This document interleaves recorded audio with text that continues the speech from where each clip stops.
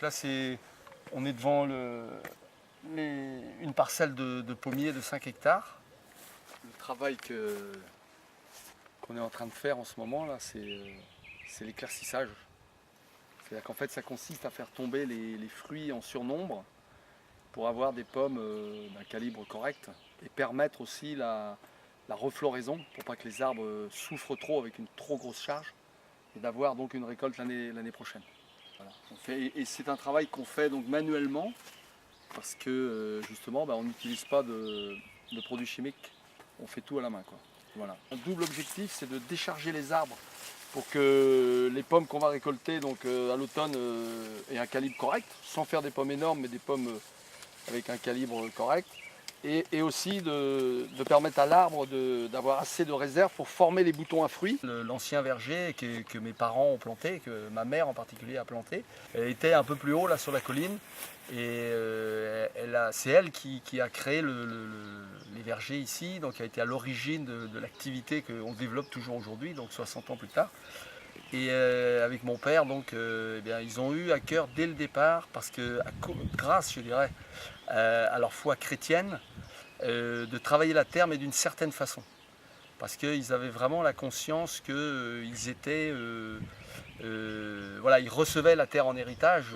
On est agriculteur, on produit des fruits, on produit de la viande aussi, donc on produit de la nourriture. Et on a le souci de fournir une nourriture de qualité qui va donner la santé à ceux qui vont la manger.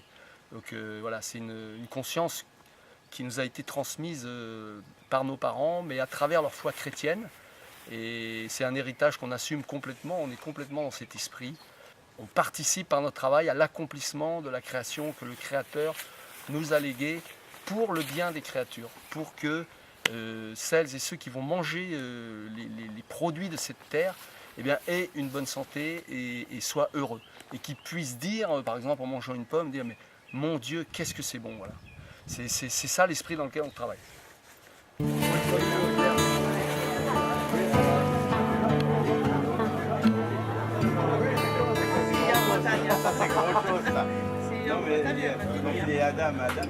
a exactement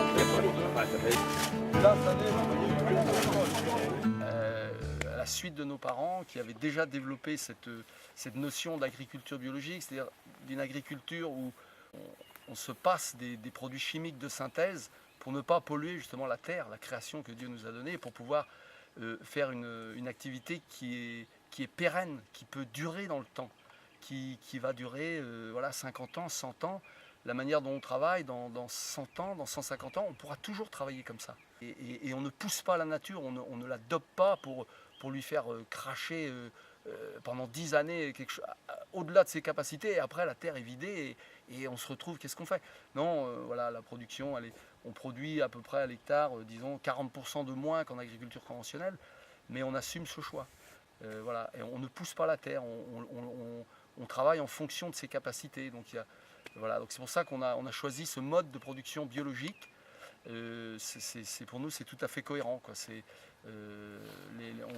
On n'utilise que des insecticides végétaux qui sont dégradables en 24 heures, qui ne laissent aucun résidu, de la bouillie bordelaise à dose homéopathique, donc qui est recyclée par la terre.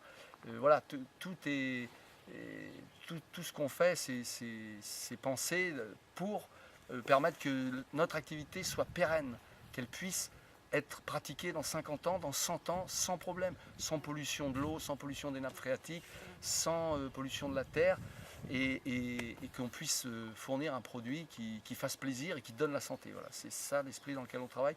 C'est pour ça qu'on a choisi l'agriculture biologique. À peu près. Ça, voilà. Hop, allez, on va.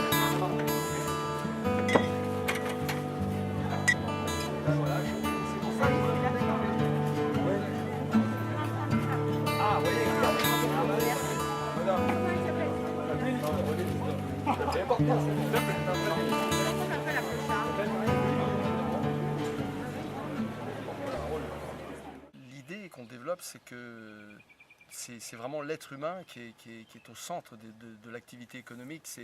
C'est l'économie au service de l'être humain pour que l'être humain voilà, ait des produits de qualité à sa disposition. Et aussi les gens qui travaillent avec nous, parce qu'on est amené à employer des saisonniers ou même des travailleurs qui travaillent à l'année, eh bien, on leur fait aussi partager on essaye de leur faire partager cet esprit. Et puis voilà, la personne humaine, que ce soit les clients, que ce soit les gens qu'on emploie, on essaye de vraiment mettre la personne au centre. Ce n'est pas l'économie qui prend tout, c'est vraiment la personne qui doit bénéficier de l'activité économique. Et c'est un vrai challenge aujourd'hui, hein, c'est un vrai défi. C'est un vrai défi parce que c'est très très difficile. La personne vraiment à la première place, et puis l'économie au service du bien commun, parce que quand on tient compte des aspects de pollution, des aspects de qualité de l'alimentation, eh ben c'est le bien commun, quoi. La terre, nous, on n'en est que les héritiers. Ici, on a une trentaine d'hectares dont on est responsable, et nous, on va passer, et d'autres après nous cultiveront cette terre. Et donc, voilà, c'est le bien commun, cette terre. Ce n'est pas notre propriété, on en est propriétaire temporairement, d'autres la travailleront après nous. Et donc, on doit leur laisser quelque chose qui puisse fonctionner, et où la terre est toujours pleine de vie et elle est capable de produire des fruits de qualité. Voilà, donc c'est ça qu'on essaye aujourd'hui dans un contexte économique très difficile, qu'on essaye de vivre. Voilà.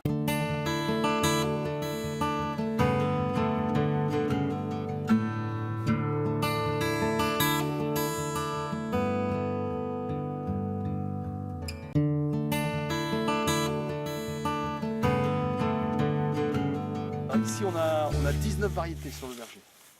Voilà, il y a 19 variétés de pommes. Donc entre les variétés les plus précoces qu'on cueille dès la mi-août, et puis celle-ci, la plus tardive, donc on finit de cueillir fin novembre, voire certaines années début décembre. Donc là, la récolte s'échelonne sur plus de 3 mois, quoi. Il y a une responsabilité vis-à-vis des générations futures qui vont hériter de cette terre, mais vis-à-vis des enfants qui mangent. On pense beaucoup aux enfants, là, on essaye de fournir nos pommes dans les cantines, dans la restauration collective.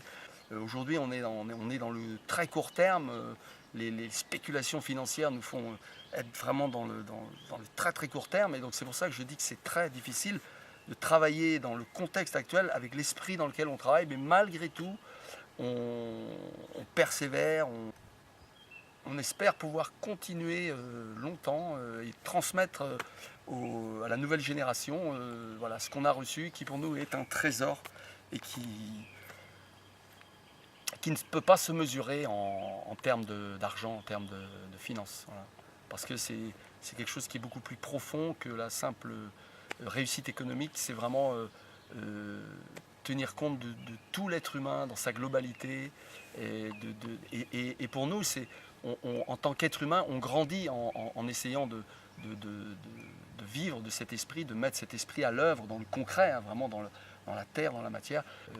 La dimension spirituelle, hein, je dirais le troisième étage de l'être humain, la dimension spirituelle qu'il faut absolument développer et pour grandir en tant qu'être humain, pour devenir pleinement des êtres humains, quoi.